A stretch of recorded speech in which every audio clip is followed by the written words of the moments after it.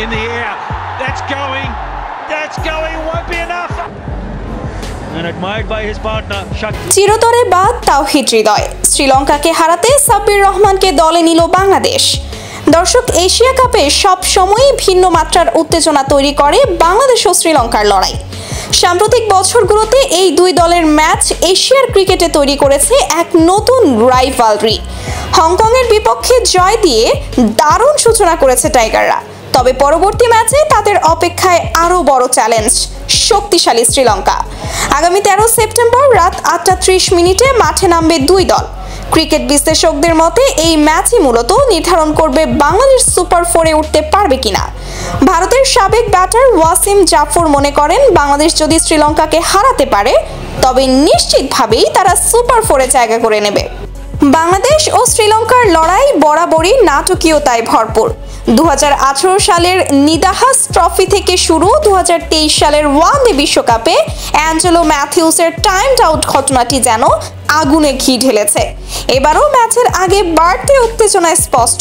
ঠিক এমন সময়ে দলে এসেছে বড় চমক। শ্রীলঙ্কাকে হারানোর লক্ষ্যে বাংলাদেশ দল হঠাৎ করেই স্কোয়াডে ফিরিয়ে এনেছে অভিজ্ঞ ব্যাটার সাব্বির রহমানকে। অন্যদিকে দল থেকে চিরতরে বাদ পড়েছেন তরুণ ব্যাটার তাওহিদ হৃদয়। বাংলাদেশ দলের এক সূত্র জানিয়েছে, এশিয়া কাপের মতো বড় আসরে অভিজ্ঞ খেলোয়াড়ের উপস্থিতি সব সময় গুরুত্বপূর্ণ। সাব্বির রহমানের টি-20 অভিজ্ঞতা এবং আক্রমণাত্মক ব্যাটিং স্টাইল শ্রীলঙ্কার বিপক্ষে কাজে লাগবে বলে আশা করা হচ্ছে। অন্যদিকে তাওহিদ হৃদয়ের বাদ পড়া নিয়ে ইতোমধ্যেই ক্রিকেট মহলে শুরু হয়েছে আলোচনা সমালোচনা। অনেকেই মনে করছেন, তরুণ হৃদয়কে বাদ দিয়ে বাংলাদেশ হয়তো ভবিষ্যতের জন্য ক্ষতির মুখে পড়তে পারে। তবে টিম ম্যানেজমেন্টের মতে শ্রীলঙ্কার মতো প্রতিপক্ষকে হারাতে হলে এখনই চাই এক্সপেরিয়েন্সড প্লেয়ার।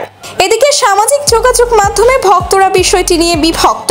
কেউ কেউ সাব্বিরকে দলে ফেরানোকে সমর্থন করছেন, আবার কেউ বলছেন যে প্লেয়ার ধারাবাহিক পারফরমেন্স করতে পারছে না তাকে দলে ফিরিয়ে আনাটা আসলে ঝুঁকি।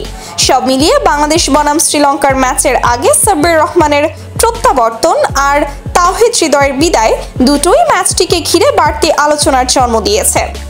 এখন দেখার বিষয়, সাব্বির রহমানের অভিজ্ঞতা কি বাংলাদেশকে সুপার 4-এ পৌঁছে দিতে পারে, নাকি শ্রীলঙ্কা আবারও হাসবে শেষ হাসি।